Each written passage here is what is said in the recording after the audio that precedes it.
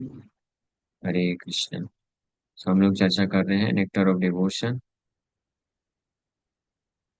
Chapter 13, 5 potent forms of devotional service. इसके ऊपर हम लोग चर्चा कर रहे थे। इसमें से चार हम लोग अभी तक चर्चा कर चुके हैं, जिसमें से चौथा था मथुरा मंडल, मथुरावास। उसके पहले विग्रह सेवा और साधु संग, भागवत श्रवण, ये चर्चा कर चुके थे। सब आगे वर्णन कर रहे हैं। In these statements about devotional service sometimes it may appear that the results have been overestimated, but actually there is no overestimation. Some devotees are, as revealed scriptures give evidence, have had immediate results by such association, although this is not possible for all. For example, the Kumaras immediately became devotees simply by smelling the incense in the temple. Bilvamangal Thakur simply heard about Krishna and then immediately gave up his beautiful girlfriend and he started out for Mathura and Vrindavan, where he became a perfect Vaishnava. So these statements are not overestimations, nor are they stories. They are actual facts, but are true for certain devotees and do not necessarily apply to all. ये भी ध्यान रखना चाहिए. So these descriptions, even if considered overestimations, must be taken as they are in order to divert our attention from the fleeting material beauty to the eternal beauty of Krishna consciousness. And for a person who is already in contact with Krishna consciousness, the described results are not unuseful. So अभी तक हम लोग श्रवण किए थे कि ये 5 प्रकार के जो potent form of devotional service हैं, या इनका अगर अल्प मात्रा में भी कोई सांग प्राप्त कर लेता है तो परम सिद्धि को प्राप्त कर सकता है। तो परम सिद्धि को प्राप्त कर सकता है मतलब, जैसे कि प्रभुपाद जी लिख रहे हैं कि उसमें वो पोटेंशियल है, वो पोटेंशियल है। हाँ, तो ये ओवर एस्टिमेशन, एग्जाजरेशन नहीं है, बढ़ा चढ़ा के बोला गया ऐसी बात बिल्कुल नहीं। क्योंकि इसके प्रमाण भी हैं। हाँ, अगर बढ़ा चढ़ा के होता, ओवर एस्टिमेशन है, तो फिर इसका कोई प्रमाण नहीं होना चाहिए। तो प्रमाण भी है इसके ऐसे, बट ये जरूरी नहीं कि हर किसी के साथ ऐसा हो जाए, ये भी ध्यान रखना चाहिए। तो कहने का मतलब ये है कि वो पोटेंशियल है, बट साथ ही साथ में और भी जो कुछ चीजें हैं, टर्म्स एंड कंडीशंस, वो अप्लाई होती हैं। जस्ट लाइक कोई बहुत बड़ा कॉलेज है, तो उस कॉलेज से कोई बोले कि इस कॉलेज में जो पढ़ता है, हाँ, वो करोड़ों का पैकेज पाता है, तो वो स्टेटमेंट गलत नहीं है। क्योंकि उस कॉलेज से पढ़ करके उसमें वहाँ की जो फैसिलिटी है उसका लाभ उठा करके कुछ स्टूडेंट्स करोड़ों का पैकेज भी प्राप्त किए हैं। तो ओवर एस्टिमेशन है, दैट इज ट्रू। लेकिन अगर ऐसा बोला जाए कि हर स्टूडेंट जो वहाँ पे पढ़ेगा उसको करोड़ों का पैकेज मिलेगा ही, ऐसा नहीं बोल सकते हैं। क्योंकि फिर स्टूडेंट की तरफ से भी कुछ क्वालिफिकेशन का भी रिक्वायरमेंट है। हाँ, तो कहने का मतलब ये है कि उस कॉलेज में वो पोटेंशियल है, वहां पे वो पोटेंशियल है, वो अपॉर्चुनिटी है, फैसिलिटी है या पोटेंशियल है कि वो इतना हाईएस्ट लेवल तक का पैकेज प्रदान कर सकते हैं। But it may not necessarily applicable to all the students. तो इसी प्रकार से ये समझाने के लिए बता रहे हैं, भक्ति में यहाँ पे तो जो अंग है ये तो पूरी तरीके से बेनिफिशियल ही होते हैं इवेंचुअली। बट जैसे समझाने के लिए मटेरियल एग्जांपल दिया, क्योंकि कॉलेज वाला तो एग्जांपल है, उसमें तो ऐसा भी होता है कि कोई करोड़ों का पैकेज पाता है और कोई फेल हो जाता है, उसको कोई जॉब भी नहीं लगती, ऐसे ही बाहर निकल जाता है। जैसे आईआईटीज होते हैं, आईआईटीज और एनआईटीज में कुछ लोगों को करोड़ों का पैकेज भी मिलता है, और कुछ लोग जो है जॉबलेस निकल जाते हैं। ऐसे भी कई example, IIT Mumbai, IIT Kanpur, बड़े बड़े कॉलेजेस से पढ़ने के बाद भी बाहर जॉबलेस घूमते रहते हैं। तो बट भक्ति में ऐसा नहीं होता है। जो यहाँ पे बताए गए हैं कि ये पोटेंशियल है कि अल्प मात्रा में भी कोई संग करता है तो परम सिद्धि को तुरंत भी प्राप्त कर सकता है, तो ऐसे भी एग्जाम्पल हैं। लेकिन ये सब के लिए सत्य हो ऐसा नहीं बोल सकते हैं, उसमें भी कुछ ना कुछ क्वालिफिकेशंस होती हैं। बट कहने का भाव ये है कि इसलिए जो भी भक्ति के इन अंगों का जिनका वर्णन किया जा रहा है, इसका अगर इसके कांटेक्ट में आता है तो उसको लाभ जरूर मिलता है, और ज्यादा मात्रा में ही लाभ मिलता है, ये जरूर बोल सकते हैं। जैसे दो एग्जाम्पल दिए गए, चार कुमार जो है बस एक बार भगवान के मंदिर में जो अगरबत्ती अर्पण किया गया था उसका स्मेल किए थे। और भागवत में बताया कि भगवान के चरणों का तुलसी जो अर्पण था उसको स्मेल किए। तो उससे ही वो सिद्धि को प्राप्त कर लिए, शुद्ध भक्त बन गए। विल्वमंगल ठाकुर कृष्ण के बारे में सुनने मात्र से, भागवत श्रवण बोल सकते हैं, कृष्ण के बारे में सुना। वो भी किससे सुना? अपनी गर्लफ्रेंड से सुने। हाँ, प्रोस्टिट्यूट जिससे वो आसक्त थे। उसने तो ऐसे ही डांट के बोल दिया था बस।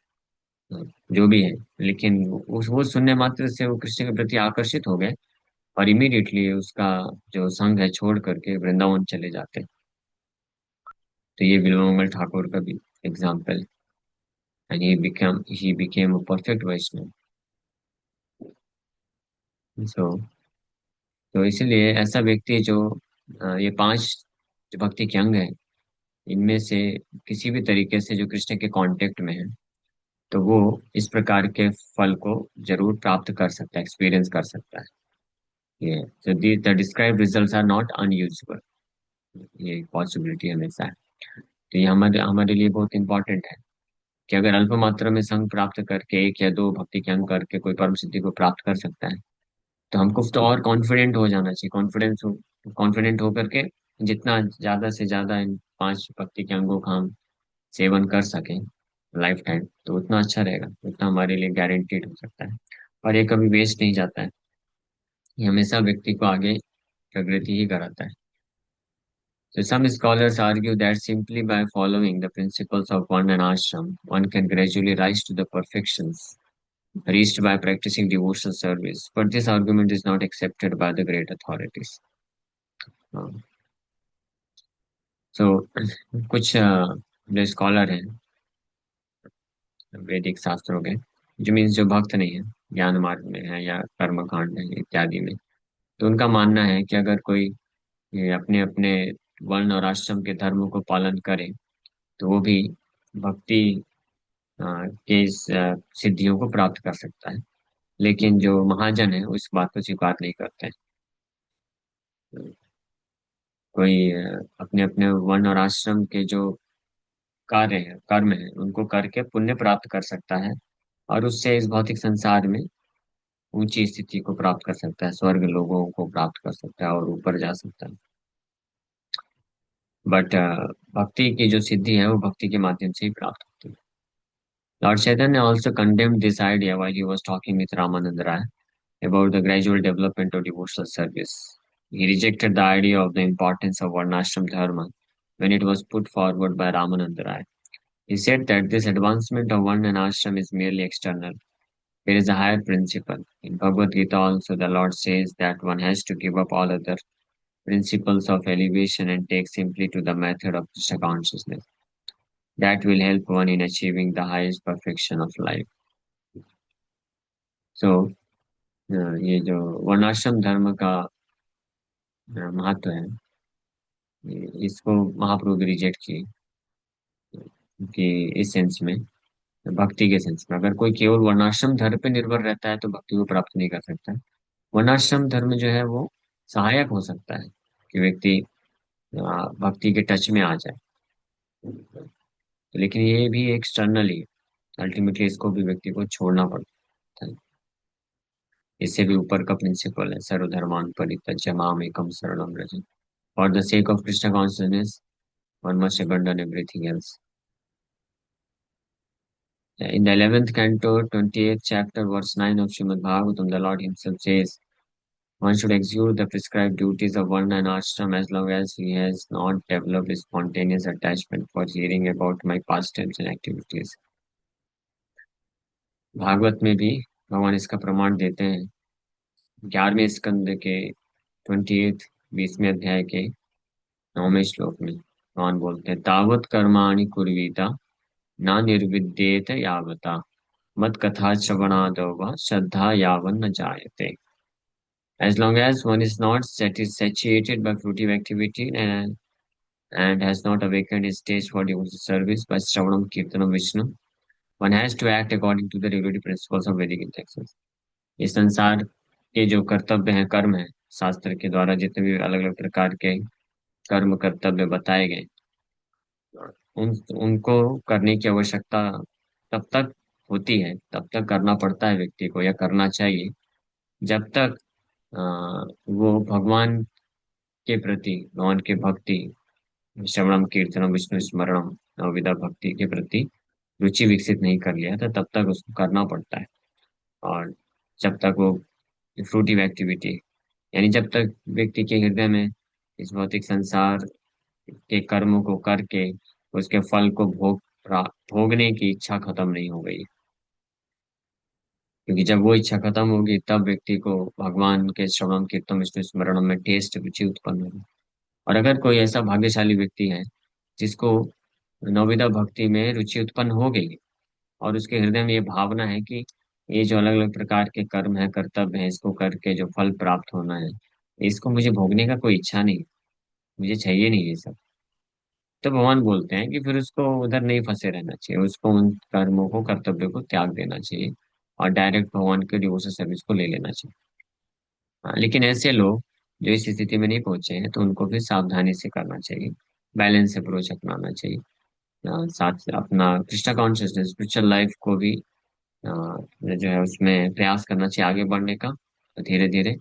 और साथ ही साथ में जो मटेरियल एक्टिविटीज हैं, उसके अंदर इच्छाएं हैं, तो उसको कंटिन्यू करना चाहिए। बट मटेरियल एक्टिविटीज जो स्क्रिप्चर शास्त्र के द्वारा ऑथराइज है, कर्म करना चाहिए, विकर्म नहीं, पाप नहीं, ये ध्यान रहे। तो शास्त्र के विपरीत जो कार्य करता है वो विकर्म हो जाता है, पाप हो जाता है, तो वो उसको और इस भौतिक संसार के बंधन में फंसाता जाता है।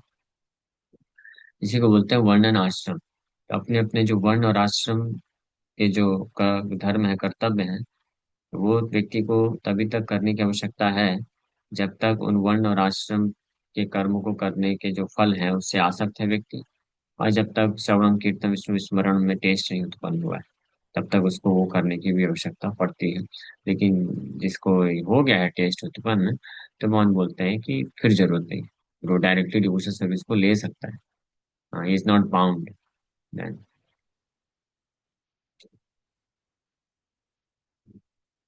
In other words, the prescribed forms of Varna and Ashram are ritualistic ceremonies of religion intended for economic development, sense gratification, and salvation. All of these things are recommended for persons who have not developed Krishna consciousness. In fact, all such activities are recommended in the revealed scriptures only to bring one to the point of Krishna consciousness. But one who has already developed spontaneous attachment for Krishna does not require to execute the duties prescribed in the scriptures.